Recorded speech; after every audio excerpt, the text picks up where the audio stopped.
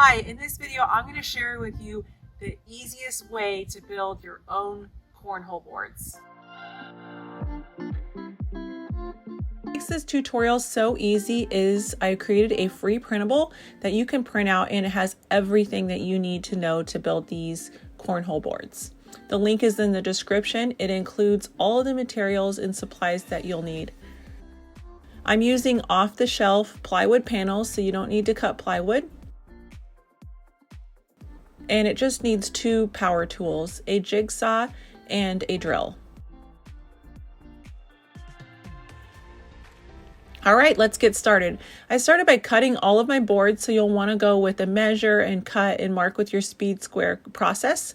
And it's pretty easy, and you can do this right on a level floor using your scrap pieces to block up your 2x4s so your saw blade doesn't hit the ground. If you have a circular saw or a miter saw, that would be a better way to cut, but I'm trying to make this plan as simple as possible and to use as few tools, so I'm using my jigsaw. I'm drilling holes in all of the sides of the frame boards. This will be the pinholes for the rotating legs.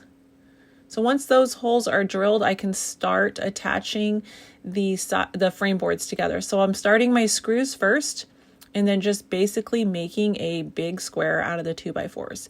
These are 2.5 inch long exterior self-tapping screws that you can find off the shelf at Home Depot. Now I'm going to start fabbing up my legs. So I've already cut them in the right length, but I need to dog ear the top corners off so that they can pivot. And I need to cut the bottom off at an angle so it sits flat on the ground when the legs are in position. And I also need to drill the pinhole. So I'm just using my jigsaw again and cutting the angle on the bottom. Now I'm dog earing the top corners. And all of this is detailed in the free printable. It'll tell you exactly how much you need to cut off and where to drill the hole and everything you need to know to be successful at building this project. And then just drilling that pinhole in the middle. And I did 4 of these legs that are exactly the same.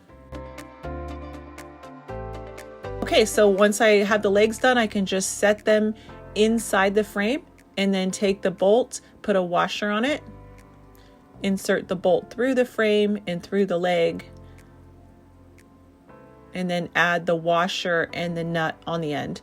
You can use a locking nut like I'm doing here, which is the best option because the bolt won't ever come undone, but you can also use a regular nut here as well. If you're using a locking nut, you're going to need a wrench to tighten it down.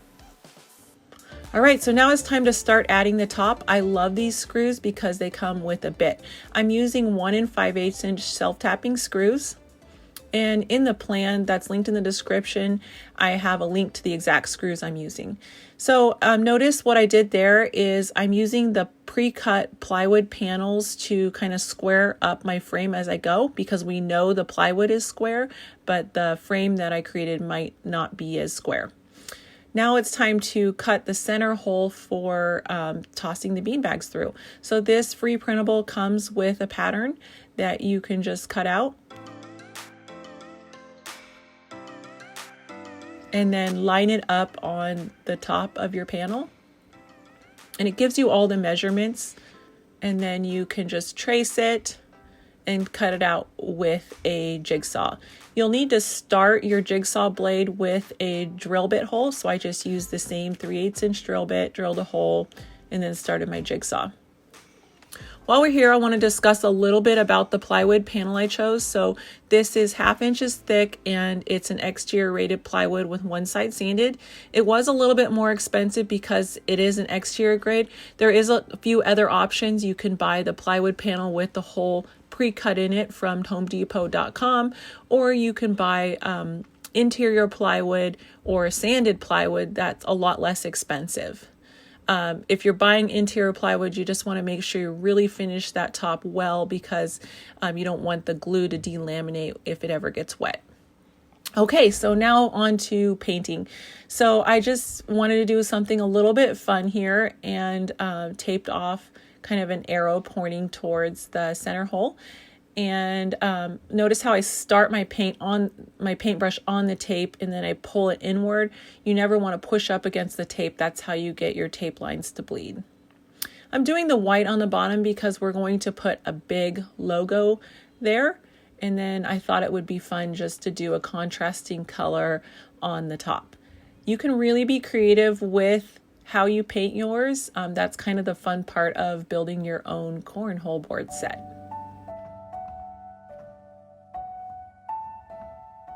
This was such a fun and easy project. Remember, you can download the free printable in the link below and get these built yourself. Well, these turned out pretty awesome for just using 2 tools and being built in my driveway. If you want to build these, the link is in the description. We've got a printable that has all the steps and makes it super easy. So download that now and get these built. Thanks for trusting us with your builds. We'll see you next week with a brand new plan.